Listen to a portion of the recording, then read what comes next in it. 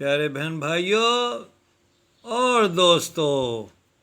والدین اور ہم خدمت ساتھیوں، ہم آپ کی سلامتی چاہتے ہیں اور آپ کی دعاؤں کے وسیلہ سے خدا ہماری بھی ضروریات کو پورا کر رہا ہے، ہمیں صحت تندرستی دی ہے اور خدمت کرنے کا موقع دیا ہے۔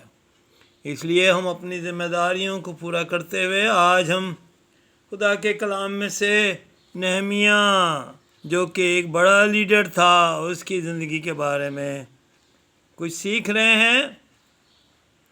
اور ہم دیکھیں گے خدا کے پاک کلام میں سے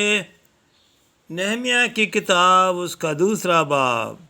اس کی پہلی آیت سے لکھا ہے: ارتخشستہ بادشاہ کے 20ویں برس نیسان کے مہینے میں، جب میں اس کے آگے تھی تو میں اٹھا کر بادشاہ کو دی، اور اس سے پہلے میں کبھی اس کے حضور اداس نہیں ہوا تھا۔ سو بادشاہ نے مجھ سے کہا، تیرا چہرہ کیوں اداس ہے، باوجود کہ تو بیمار نہیں ہے؟ پس یہ دل کے غم کے سوا اور کچھ نہ ہوگا۔ تب میں بہت ڈر گیا اور میں نے بادشاہ سے کہا کہ بادشاہ ہمیشہ جیتا رہے، میرا چہرہ اداس کیوں نہ ہو، جبکہ وہ شہر جہاں میرے باپ دادا کی قبریں ہیں اجاڑ پڑا ہے، اور اس کے پھاٹک آگ سے جلے ہوئے ہیں۔ خداوند اس کلام کے وسیلہ سے ہم سب کو برکت بخشے۔ عزیزو،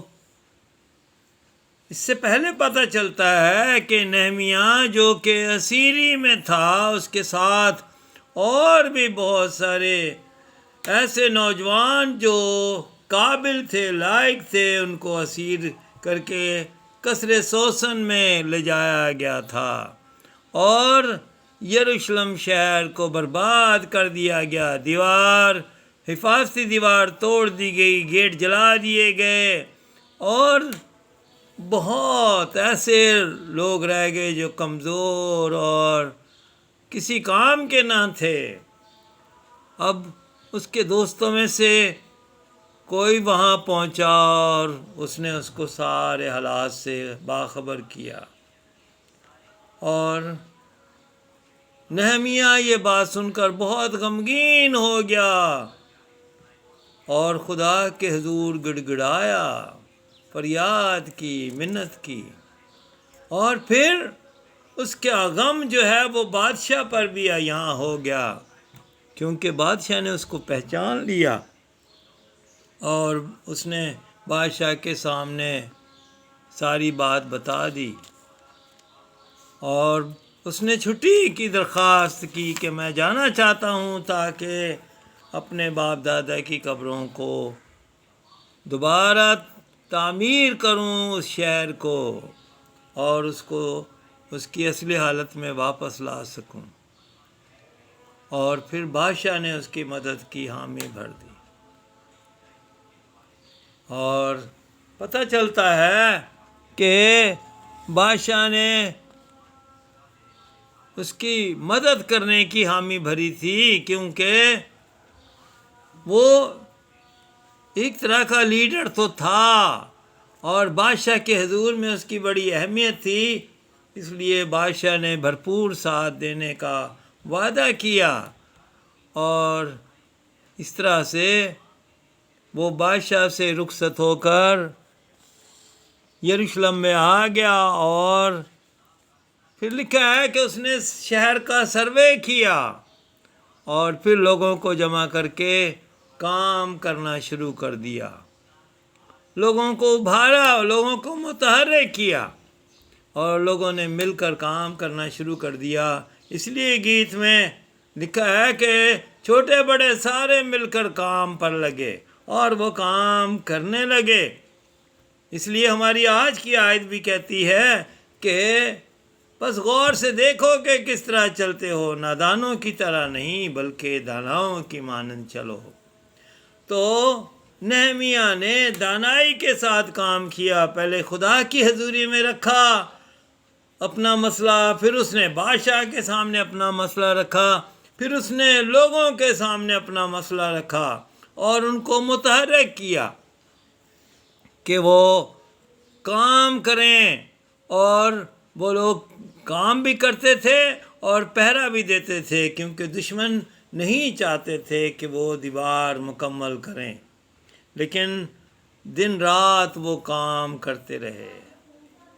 اور اسی طرح سے خدا کا کلام بتاتا ہے کہ انسان کے ساتھ بھی مسئلہ ہے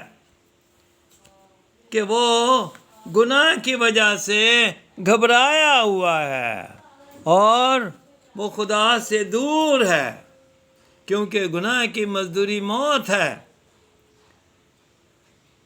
لیکن خدا کے پاس اس کا حل ہے، کیونکہ اس نے اپنے بیٹے کو اس دنیا میں بھیج دیا تاکہ وہ میرے اور آپ کے لیے صلیب پر اپنی جان دے دے۔ اور بائبل بتاتی ہے وہ مر گیا، دفن ہوا اور تیسرے دن مردوں میں سے جی اٹھا،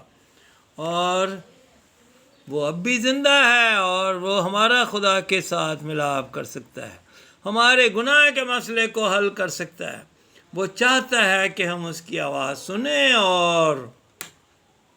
اس سے کہیں کہ خداوند تو میرے دل میں آ جا، میرے گناہوں کو معاف کر دے۔